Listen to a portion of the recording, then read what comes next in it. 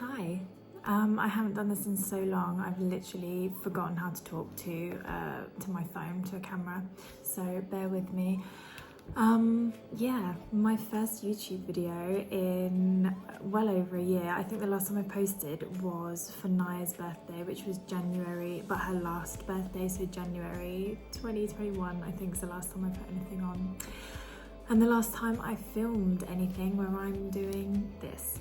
And the reason being is just because I have been going through it, you guys, like I have been going through it.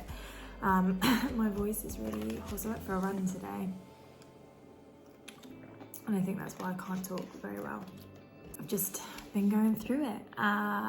Life just got the better of me, I think, and my mental health got the better of me as well. And it's just been a really... I'm not going to say the last 12 months have been tough, because they haven't. Obviously, I came to Italy. I mean, you don't know that unless you follow me on like TikTok. If you're here from TikTok or any other form of social media, then you'll know. But if you literally just subscribe from the first couple of videos, then you're not going to know that. But yeah, I moved to Italy in May of 2021. But I could only stay for 3 months because of the visa. And it was really good. And I felt like I was on an up climb, uphill, up, a descent to heaven, basically, is how I felt. But I thought things were going well, and I thought I was fine, and I was getting over the grief side of things with her. Obviously, I lost my job in 2020, and then I got another one, and I was like, do you know what, this isn't it. I think Naya's death just changed my entire perspective on life and my values and everything that I thought I knew, and really you don't. And it's been a very transitional 2 years for me, I think, as a person, with everything that I do, my approach to life, I suppose, and like kind of just the way that I am with everybody that's in my life now as well. So it changed me a lot, but the grief in turn I thought I had dealt with, and I thought I was doing fine because I was functioning and I was living my life, but I never spoke to anybody about it. I never sat down and was like, listen, this is how I'm feeling, like I need help, like how do I deal with this? I don't understand these feelings. I never met her, I never knew her personally, like I know the internet version of her, I know the celebrity status of her, I know the person that she gave us that insight to in her book, but I don't physically know her, you know. And so yeah, I felt very distressed about the emotions that I had, and I just think I felt very alone, and that feeling then continued in 2021 when I came back, and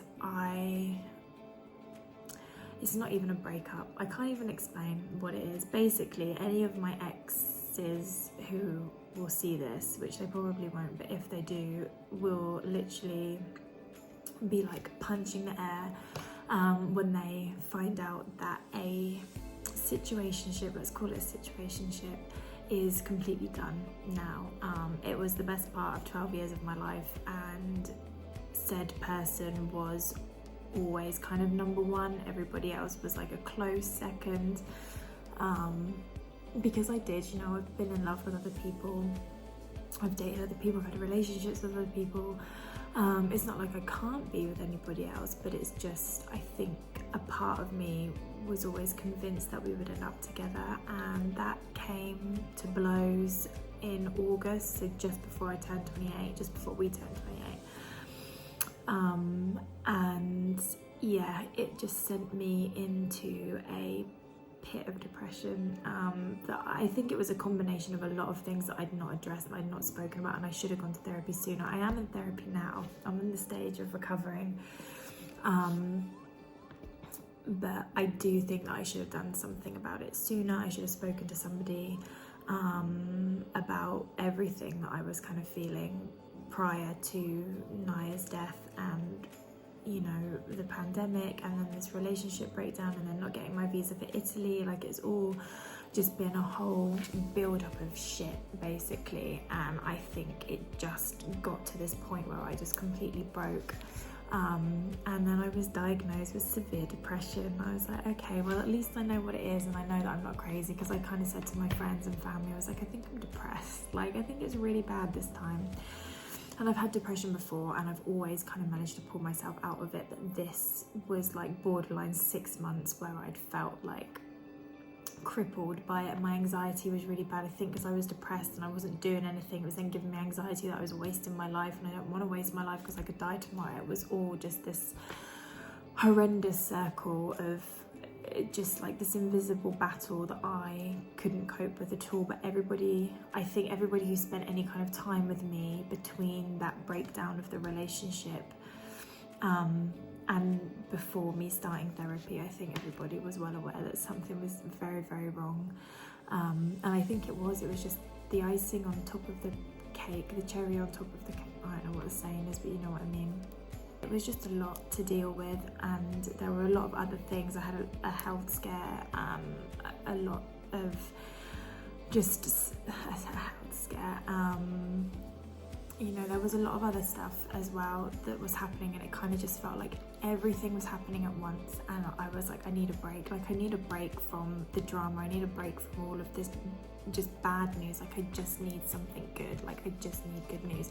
Then Brittany got out of her conservatorship, and I was like, life is good, everything's gonna be great. And I was really happy, and I cried, and it was like genuinely like the sincerest I'd ever been. Like, that was like the happiest I'd ever been sincerely for anybody that wasn't me, you know. And I was so over the moon, and I was like, oh, it's fine, I just had a rough couple of months, everything's gonna go back to normal. And then I came back to Italy, and like thinking that coming back was gonna fix everything. And it didn't.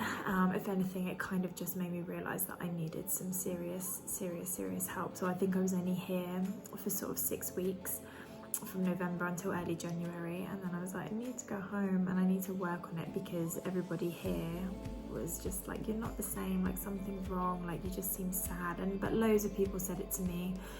And my friends that I saw sort of like the week before I came to Italy, and obviously before I started therapy, to then going back after having therapy for over a month, and they were just like, there's a change, like there's definite change. And coming back to Italy this time, so I've been here for like a week now, I think, and everyone's been like, you are much more the person that you were in the summer when you were here, like before the relationship shit went down, before the heartbreak, basically. But yeah, so my heart is broken.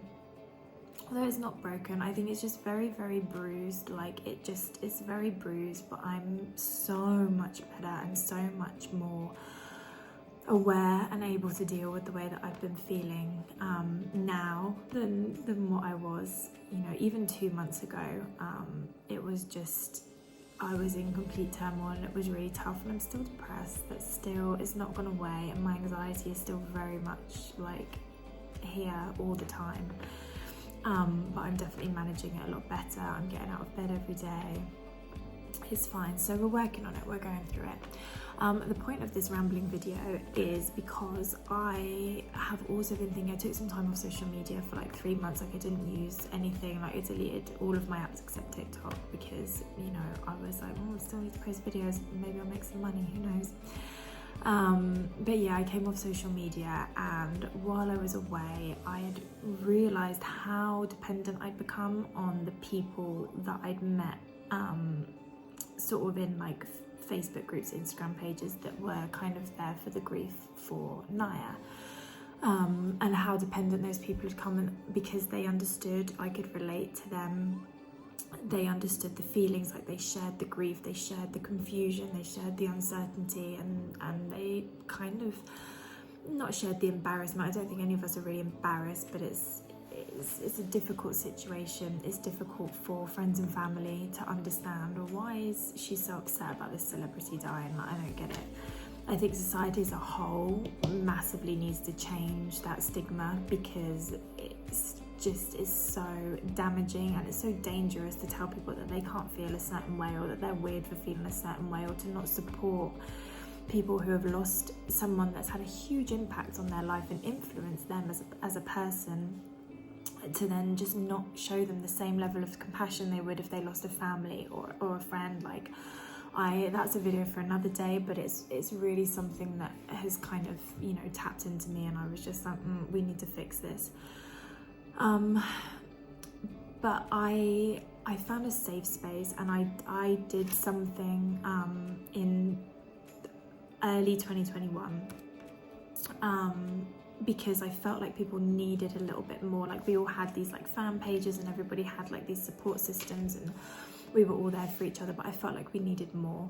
And I was writing a lot of DMs to Naya, I would, you know, and just tweeting her all the time, and I just couldn't accept it. It didn't feel real, but it helped to write to her, it helped to talk to her. And so I decided to create the project called Dear Naya, and basically it was just a way that I kind of wanted to do it to fill social media. Like, I wanted that hashtag to be everywhere. I wanted people to understand why we were all mourning the loss of this woman so much. Like, I needed people to read what she meant to so many people. But also I figured that if writing these letters could help me as much as it did, then it could potentially help hundreds of thousands of other people cope, you know, with their grief, because so many people were struggling, and a lot of them were kids. Like, they were like teenagers who had obviously never experienced anything like this before. They didn't really know. I'd not experienced anything like this before, so I was just like, how the fuck are these kids like supposed to cope with this? Like, they need a safe space, they need somewhere where they can talk about her without being judged by the rest of society. Like, they needed somewhere. And so I created the Dear Naya project, and I had a Twitter, a Facebook, Instagram, and the messages that I received like made me cry every day. Like, people were so sweet and they were so grateful, and for me, I felt like I hadn't really done something that was that huge. Like, I was just like, we just need an outlet, we need somewhere that's safe. Like, I just want to do something that's going to help people in the same way that's helped me. And I didn't really think about what that would actually do for so many people. And yeah, the messages that I got were really, they were just so heartwarming, so kind. Like, people didn't need to reach out and say what they'd said, but they did, and it just made me think that we need more places like that on the internet, because the internet is a double-edged sword, do you know what I mean? Like, it's such a dangerous place, and there's so much negativity and so much toxicness, and it is like this pit of evil sometimes, and people are just horrible, and it is a window of opportunity for bullies, like left, right and centre. It is so scary. I can't talk. But on the flip side, how has that made it worse? On the flip side, it is also the most incredible outlet of community and safety and just friendship and love and compassion and just unity, and it can be such an amazing space if it's used properly. And so I think that's what I'm going to try and do here, but have my face, so I didn't let people know who I was behind the Dear Naya account. And then I posted a video on her 1-year anniversary. I posted a video with my face, and I was like, man, I didn't really know how that was going to go down, and people were like, oh, you're English, like, I didn't know you're British. And I was like, yeah. And they were just really nice. Like, it wasn't that scary, but it was scary because also I was just kind of like, I've written a lot of my feelings publicly on that page, and I've put them out there, and I was just like, it's kind of But I think I just feel like people connect more when they visually they can see what you're doing and what you're saying. And I think I just wanted to create another space that was safe, that could build a community, and that I can talk about things that I'm going through, like, you know, things with depression, anxiety, ways that I found that have helped me to cope with it. But also, you know, tell me how you cope. Like, if people are going through the same things that I'm going through, because we're not alone. I know every individual experience is totally different, but there are similarities, and people can help each other, and we can walk through this together. And I think I just wanted to create a safe space for people to come, and if they want to laugh, because, you know, when I'm not depressed, I'm kind of funny. Like, that's what people say anyway. It's probably not true. I think I'm the only person that finds me hilarious, but it's fine. I think it would be good to have a space where people can come and talk about their problems and make friends. Like, I've seen people commenting on, like, I mean, that's how the fandoms know each other. Like, they see each other commenting on like their same celebrities. Like, I see there's so many of the same people commenting on Madison Beer's pictures, and then I'm just like, I need to find this person and be like, hey, let's be friends because you love her as much as I do. And you know, like, you can build a community this way, like, for sure. And I just want to help people. That's the one thing that my therapist has said to me. She's like, it's very apparent, like almost at the end of every session, she's like, your desire to just put good into the world and to just help people, like, it's why I want to be a teacher, it's why I want to be a mum. Like, there's so much of like this nurturing and this caring. Like, I don't want people to feel the way that I have throughout my life, the way that I have felt in the last year, like feeling that like I was surrounded by people. And I'm not saying that my friends have let me down, because they haven't, but I have felt so alone because none of them are going through what I'm going through, and none of them are even really sort of having the same kind of feelings or the same kind of emotions. Maybe they are, and maybe we just don't talk about it enough. But I think having the internet sometimes is the only source of comfort and source of communication and therapy in a way that people have, because there are people that are disadvantaged. That I'm so lucky that I am in the privileged enough position to be able to afford to pay a therapist to listen to me rant and moan and cry every single week about all of the dramas in my life and everything that I'm feeling. But there are so many people that don't have that opportunity, and YouTube is free. It's free to listen to me be like, this week in my therapy session, she told me to do this, you know, and to just have that opportunity to be able to talk about stuff. And I think YouTube is such an amazing outlet for so many people, and it is a great community. TikTok, I've seen as well, has just been like, wow, the number of people that I've met on there who've just followed the videos and followed along. Like, so many people that I've met that live in Italy because they've seen my videos on TikTok, and or I've seen theirs, or vice versa. Like, it's just a really good way to build a network and a community and have a safe space where you can come if you just need an escape from whatever it is that you're going through.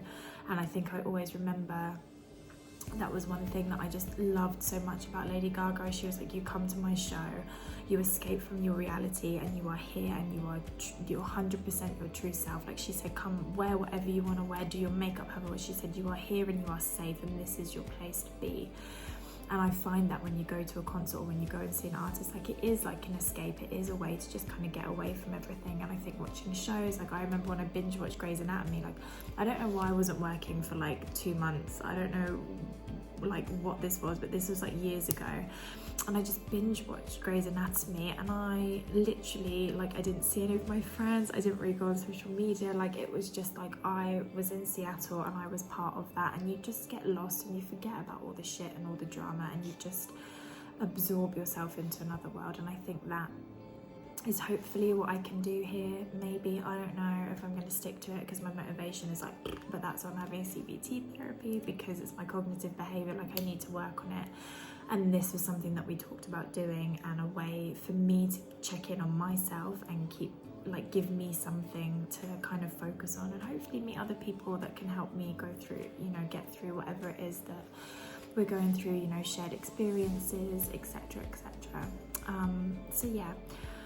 And you know what, I feel like I don't have like any subscribers. The people that are gonna see this video that's gonna come up are like my actual friends that have subscribed to the channel, who listen to me rant and moan every day anyway.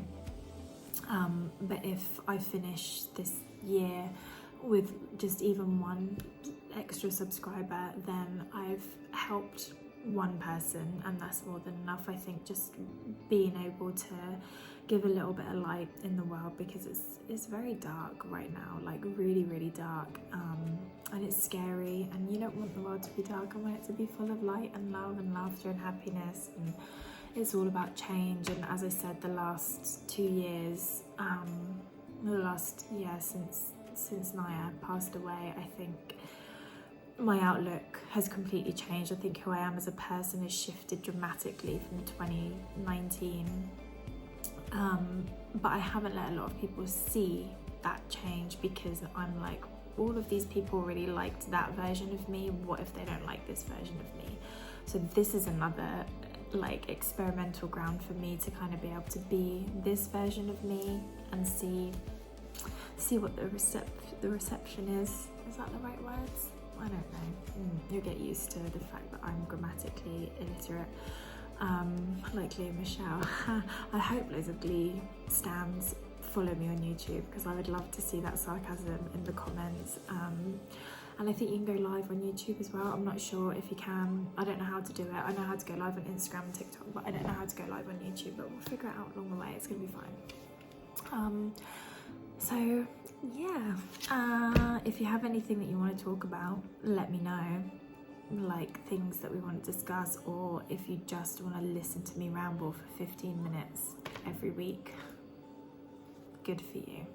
Good for you. It's good for your soul.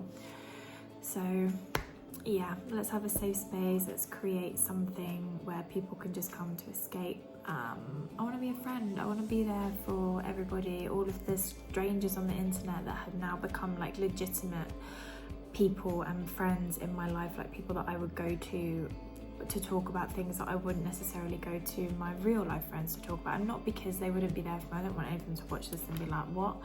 Because I can, but they don't relate to it on the same level as the friends that I've made online. And I think it's really special. Those friendships mean something very, very different, but they all add up to the same amount of love at the end of the day. So that's what I would like to do. That's the goal. I think it's just, we just need kindness, and we just need empathy, and we need places we can go to kind of escape from the reality of real life, which is pretty shit at the moment for a lot of people. Some people are living it up, doing whatever they want to do. Good for you. My life is not bad. Like, I'm not sitting here saying like, oh my god, it's the worst thing in the world, because it really isn't. I'm very lucky and I'm very, very privileged, and I need to remember that with a lot of what I talk about and a lot of what I say, that I am in a position of privilege. Like, I'm white, for starters. My mum and dad are financially very, very stable, so I have never had to stress to the degree like I did when I was young, because I never asked for help. And since I lost my job and since the pandemic, they've been amazing, and financially they have been really beneficial for me. Like, they've helped me out a lot. But I appreciate that people are in completely different situations, and that's also something that I like want to introduce myself to, and like learn more and go into more detail and more depth about the journeys and the experiences of other people, and not just what I'm going through and what people who look like me are going through. You know, like, there's so much more to it, and I've always been like that. I've always been very interested, and I've always had a very open mind about a lot of things. So yes, while I am sitting here ranting and raving about, well, I can do this and I can do that, as I said, like, I'm very privileged. I can afford to have therapy every week, and I know that a lot of people can't. So if there's anything you need to talk about, anything that you want help with, maybe I can help. Maybe I've been through it, I don't know, maybe I haven't. And if you want, I'll ask my therapist. I'll pretend it's my problem, and I'll be like, listen, and then I'll come back and I'll tell you. I'm not, you know, we'll see how it goes. But thanks for listening to me ramble on for so long. I'm looking at the clock. I'm not going to post all of this. My God, no way. I'm not going to do that. Yeah, I don't know when I'll post the next video. Probably in another year, because that's how good I am at being organised and dedicated to having a passion or a task. But hopefully this, I mean, I was very committed to the Deny account before I took my social media hiatus, because I knew that it was helping people, and I knew that it was something positive, and I was doing something worthwhile with my life. I didn't feel worthless when I was supporting those people on that account and when I started that project. So hopefully this will have the same kind of effect on me, and I can reach people and help people and just give everyone that kind of safe space that I managed to do with the Dear Naya project. Not that my YouTube channel is going to be anything like that remotely at all, because I don't want to sit and read out people's letters, because I will literally cry. Like, I will not make it from start to finish at all.